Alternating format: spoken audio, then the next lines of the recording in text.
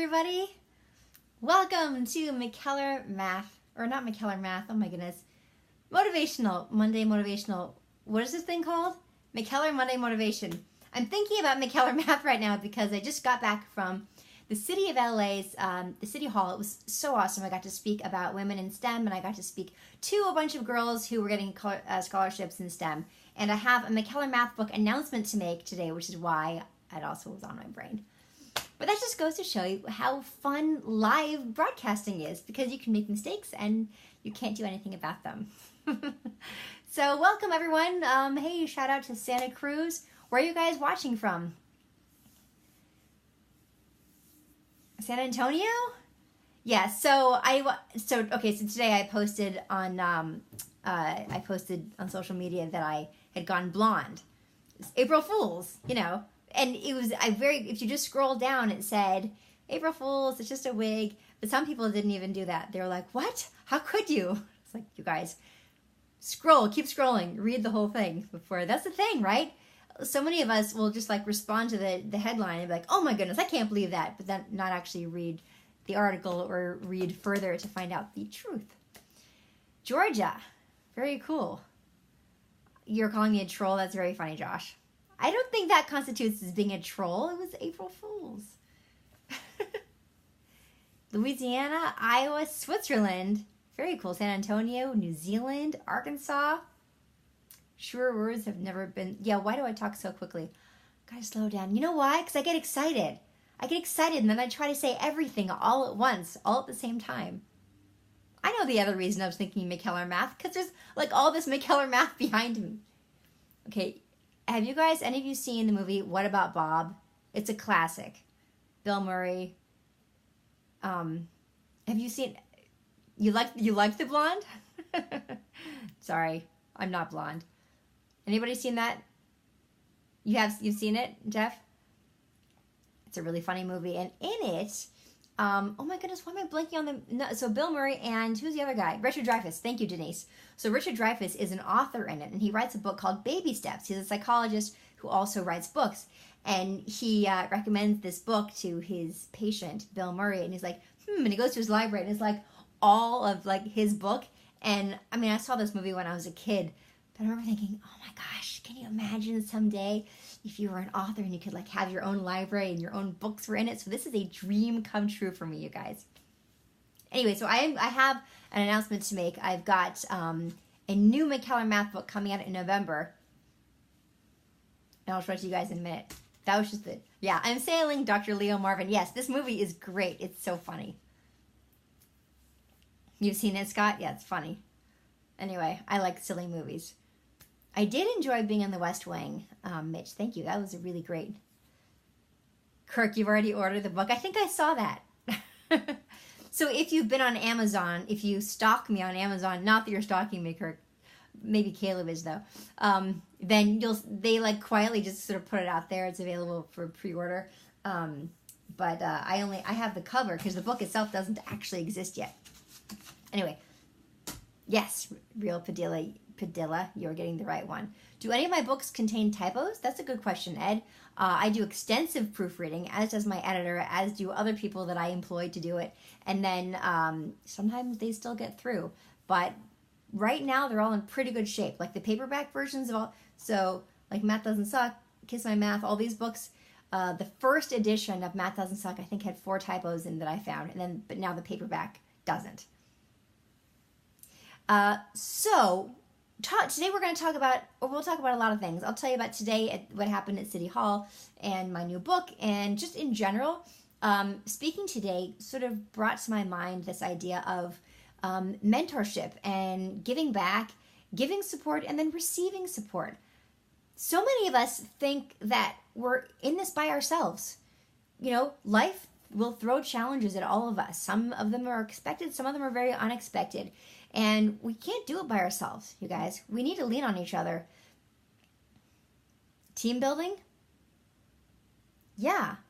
I didn't do any April Fool's jokes to anyone else. I didn't, Chuck, sorry. I don't like pranks. I just thought it was kind of fun because I had a blonde wig. So I was like, oh, I'll do this. My husband's like, oh, you're so edgy. Whatever. yeah, so you guys, we need to be there for each other and also reach out for help. How many of you guys have needed help and for some reason you just don't ask for it and you couldn't even say why? It happens to me all the time. Thank you. Tune in to Hallmark Channel for Wedding Bells tonight at 6 o'clock, 5 p.m. Central. That's true. I have a movie re-airing tonight, very sweet one called Wedding Bells on Hallmark Channel. Thank you. Yeah, all the time, right? Ask Bagley, and you're not good at asking for help. I'm not good at asking for help either, Louise. Is it pride? I mean, if somebody asks us for help, isn't it so much easier to say, well, yes, of course, and then help them? You figure it out by yourself. Yeah, you don't want to bother other people. But when somebody bothers you asking for help, I mean, just, you know, sorry, a friend of mine just sent me a text and now I'm completely distracted. It's hard to ask, but easier to give when asked. Absolutely. So we have to remember that if we feel okay when somebody else asks us, as long as they're being polite and respectful and, you know, not like, hey, I'm going to come over and you're going to help me, like, help me move. Okay, fine, maybe. But we have to remember, how would you feel if somebody asked you? And if you'd feel okay about it, then approach that person the same way. And maybe they won't be able to, but the worst thing that can happen is you ask and they say, you know what, I really wish I could, but I just can't make it. Or you say, look, I really need to talk.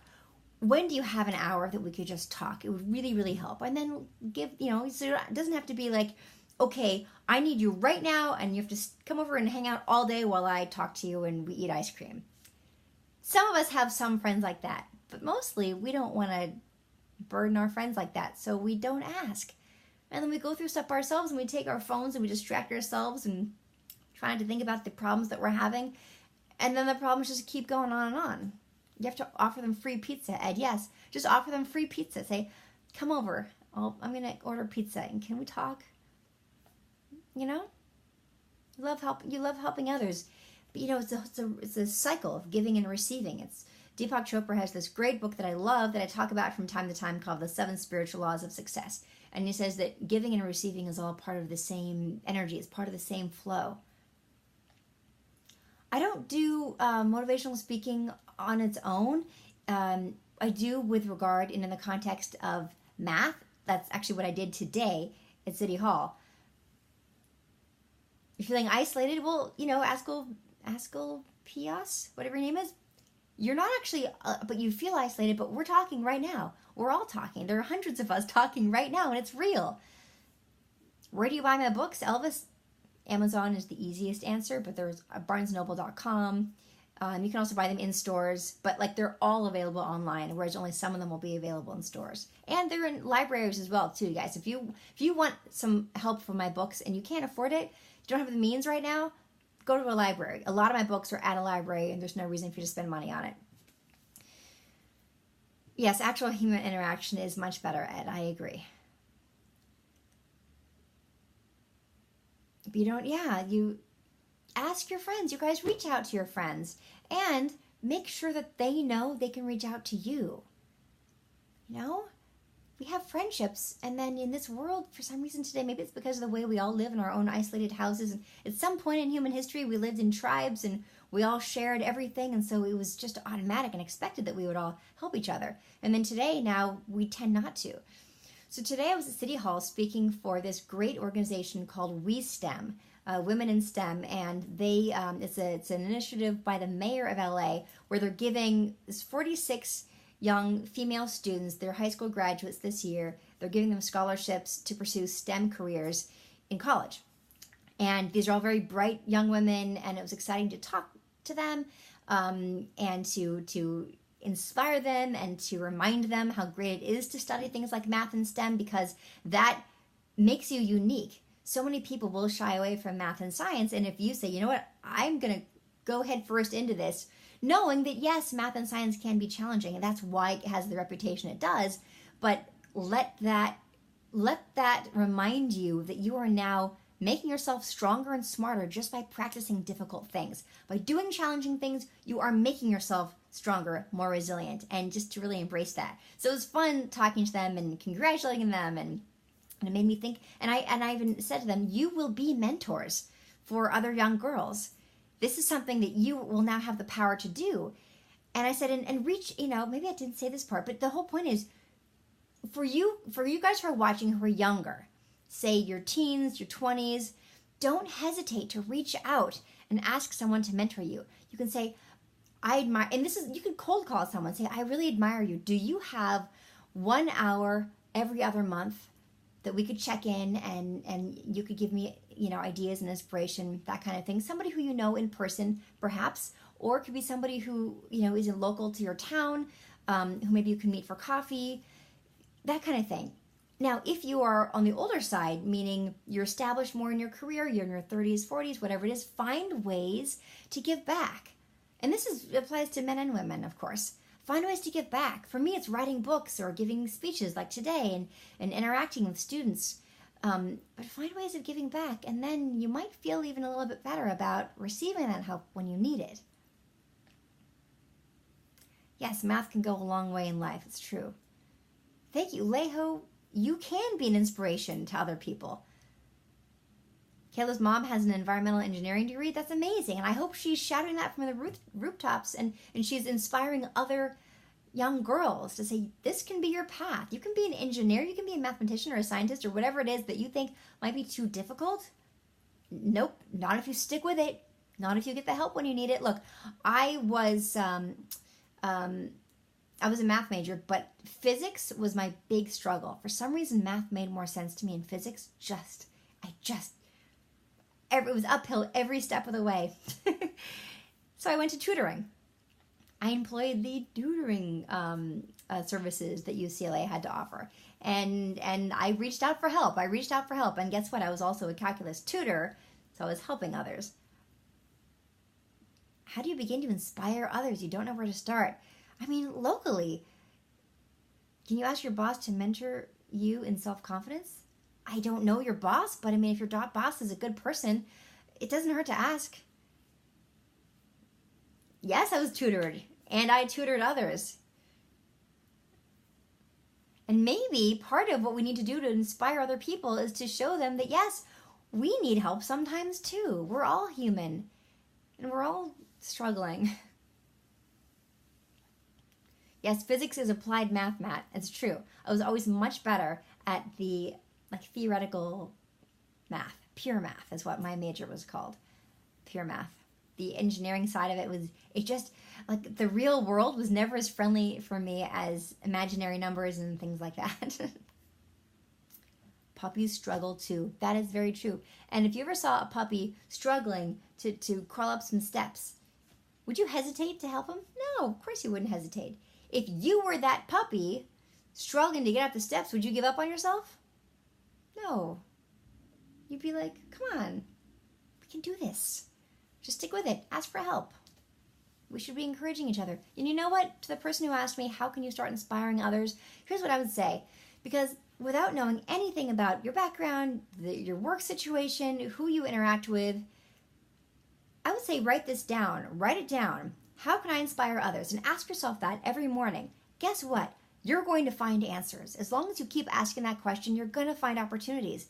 They will present themselves to you, and you'll notice them in a way that you didn't notice them before, because now you've put it into your awareness.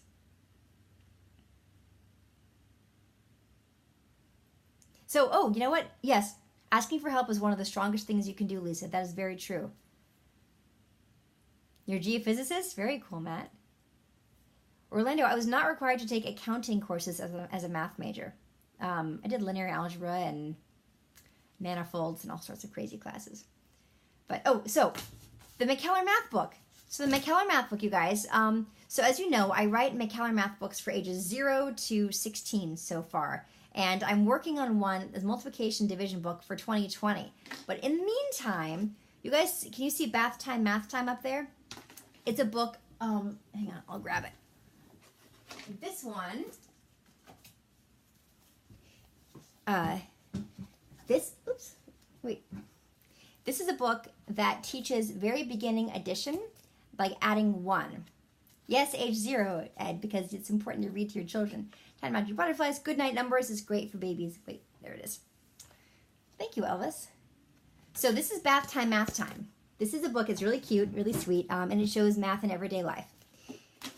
My next book that comes out November 12th of this year, it's called Bath Time, Math Time Shapes. So, and this is not a real book yet. These are not real tabs yet, but it will be. This is just what my publisher sent me so I could see what it looks like.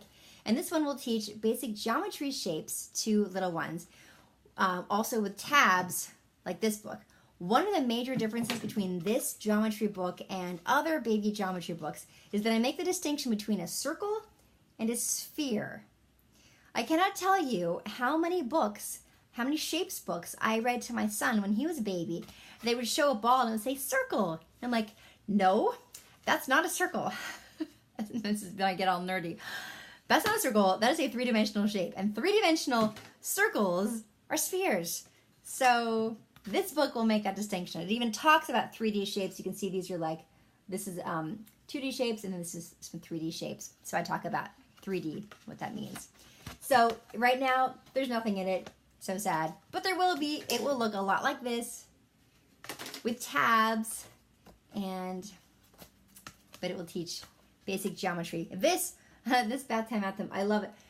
So this little boy getting his hair washed. What I love about this is, time to wash my hair? It doesn't bother me. Bath Time Math Time, 1, 2, 3. It's like a little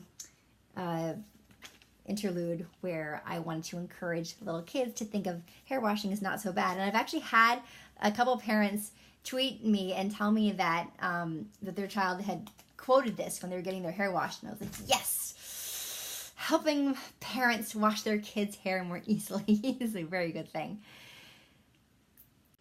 So anyway, and by the way, thank you so much for all of you who have written reviews for my books on Amazon or BarnesNoble.com or wherever. I see them. It means so much to me. I love it when you DM me pictures of your kids with my books.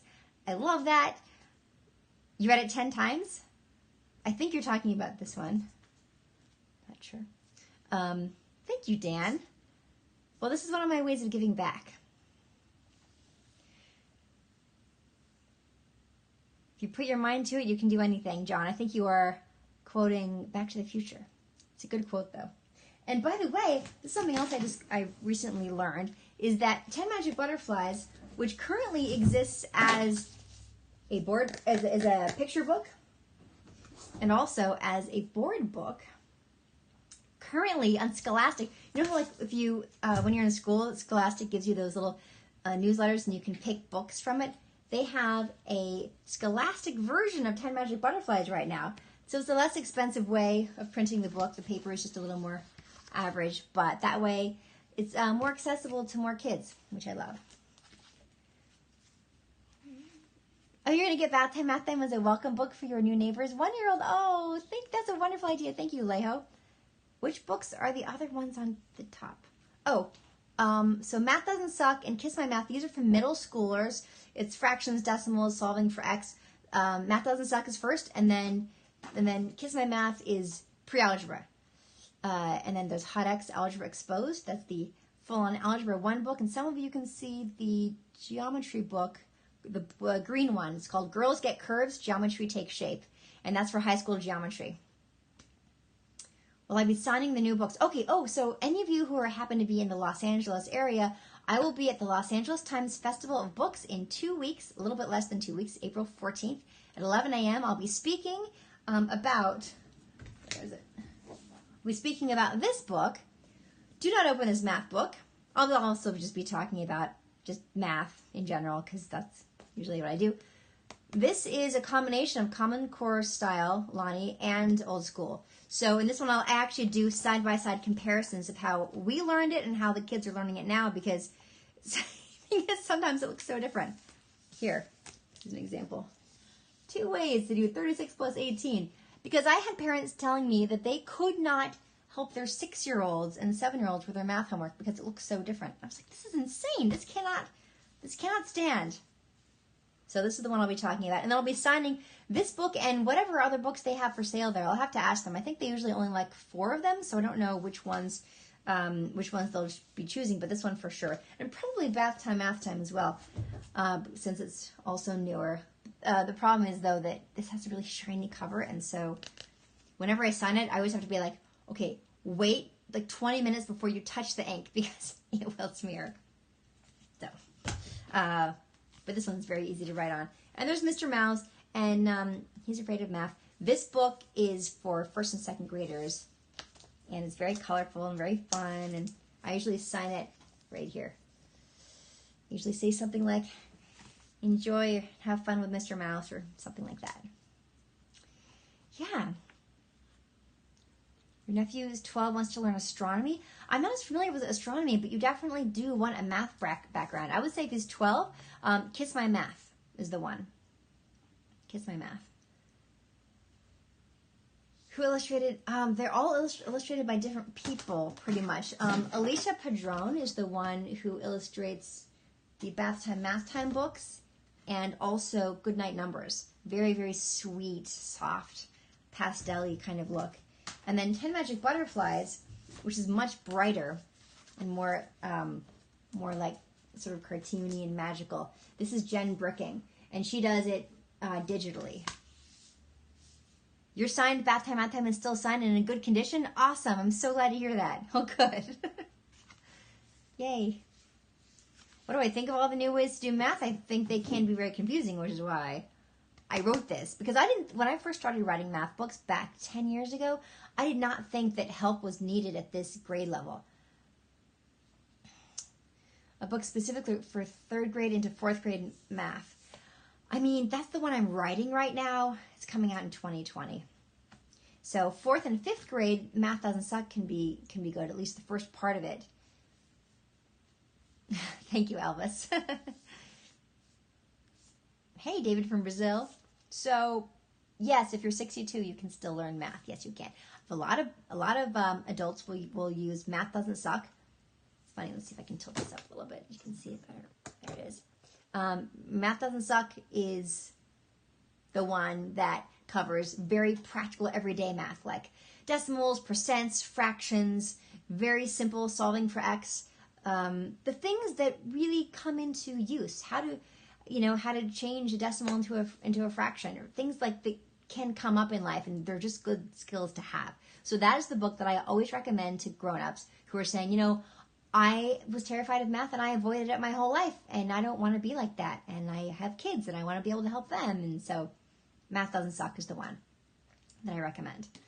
But like this one, if you're trying to help your kids with math and you don't understand the new stuff because it looks all different, there are different terms. There's remember borrowing and caring? They don't do that anymore. Now it's grouping and regrouping, and there's fact families and number bonds and things, and I have a new math translation guide for grown-ups in the back of this one as well. This is really all about tackling the Common Core stuff, and the next one that I'm writing about multiplication and division, I do the same. And then the stuff, the middle school math, that hasn't changed as much, to be honest. It's really more this elementary stuff that's changed. Hi, Jen from Vegas. Dan, I don't really pick the illustrators. They send me a few different options, people that they've worked with or they know or they've had contracts with, and then I pick from them. But thank you so much for the offer. Why did teachers change the way they teach? It wasn't the teachers. In fact, most teachers don't like Common Core. Not all, but a lot of them don't. Some of them do. And then some of them don't. And they feel discouraged and frustrated because of having to relearn everything to teach their kids. Foreign editions, Hans, the way that works is a local publisher in whatever country it is decides, hey, I want to make 10 Magic Butterflies for my country and in my language. And then they approach Random House, who is my publisher, and then they say, well, we'd like to buy the foreign rights to this, and then they do it. Then they publish it in their language for their country. So if you want to ask one of your, a German publisher who you think might be into it, please do. I would love to see that happen. Jim, I was just talking about Common Core math. That is what I tackle in this book. Trying to make it fun and take some of the pain away from parents who are feeling very frustrated about not being able to help their 6 and 7-year-olds with their math homework. Your students love that book? Which one, Lauren? Oh, this one? Lauren, I would love it if you send me, what's so funny? I need to get better at Facebook. I'm so good at Instagram and Twitter, and if you DM me on Facebook, I have to go find it. I wouldn't even need to go back and I was going to say, send me a picture of your kids, your students with a book. And then I might not see because it's Facebook. If you're on Twitter or Instagram, DM me or just tweet me or then DM me on Instagram. And I will try to remember to look at Facebook DMs if that's the best way for you to send it. I just, you guys, there's only so many hours in the day. I can't believe how much time I spend on social media as it is. Facebook's messenger system is a separate app now, Messenger. Thank you for telling me that, Dan, because I didn't know that. I'm so out of touch with Facebook. Oh, it's terrible. All right, you guys. Yes, McKendrick, I do write math books. You're seeing them all behind me. I write books for little ones like bath time, math time, all the way up to high school algebra and geometry. So, it's McKellar Math. If you go to mckellarmath.com, you'll see all my books in order. There's like a slider button so you can slide it depending on your child's age, you can see like which book is most appropriate. How many math books do I have? On the shelf right now, there are 8, I believe.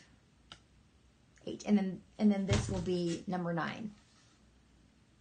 Where should you send me pictures? Oh, if you're on Periscope, I guess Twitter. You should tweet them to me. You're getting them for your grandkids? Oh, cool. Please, yes, tweet me pictures of your kids with my books. I love that, and I will try to retweet some of them or do like Insta stories with them sometimes. It's great. You only do Facebook? Okay, Jen, I'm gonna look at my DMs on Facebook. I will do it. Will I be on the East Coast anytime doing signing?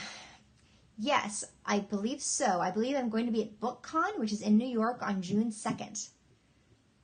I don't have the specifics of what time the book signing is going to be. I'm going to be on a panel. I forget what time the panel is. They told me, but I don't remember. And the book signing will either be right before or right afterwards. It might actually be right before, which I think it'd be better to have it afterwards. But BookCon is huge, and they have lots of things to organize there. So yeah, so if you're in New York or near New York, then come to BookCon, June 2nd. An algebra book, if you want an algebra book to refresh yourself, I would recommend mine. Obviously, it's Hot X Algebra Exposed. It'll teach you all the fundamentals or refresh them. Oh, really, Kari? Oh, I love that. I can see. Oh, you homeschool. Oh, that's fantastic. Yes. Well, look, I homeschool my son, so a lot of these books, this one and also the one I'm writing on multiplication and division, a lot of them are inspired by my son and the work we do together, and then, of course, all the conversations I have, the endless conversations I have with math teachers, so I can understand exactly what's going on in the classrooms. Best book not written by me, like on math? Oh, math book. That's a good question. I have math books here. I really like my old calculus book from college. I don't know where it is. I can grab it. I don't see it immediately. I'd have to find it now. It'd be so boring for you guys to try to watch me find it. What's it called? Calculus. It was like a mauve color. I have all my books still. Anyway. So I should probably go, because speaking of my books, I have some things that I need to do on 2 of my books that my publisher is waiting for, my editor. Is there any way to message me? Tweet me. Yeah, absolutely. Or you can, if you're on Instagram, you can DM me, and I try to check those once every couple days. But there's some weird ones, so I just have to like scroll through them, so I might miss it, but I try to pick out the good ones.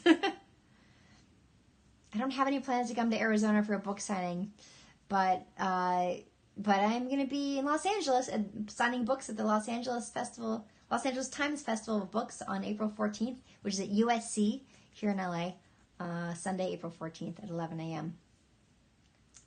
Yeah, my pleasure. Oh, thanks, Bruce. I appreciate that.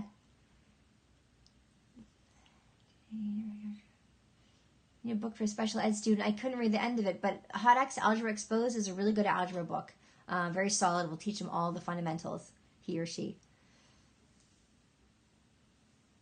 Oh, good. Thank you, J Real NJ. Thank you for saying you'll send a picture of your son reading my book. I love that. Your 6-year-old is getting into the Wonder Years? Oh my gosh. Do I send signed books via mail? I don't do that myself, Susan. Every now and then I'll go to a bookstore and I'll say, okay, so if somebody calls the bookstore, since I'm here right now, I'll sign a book and send it. So I don't know if we can arrange for that with the Los Angeles Times Festival of Books.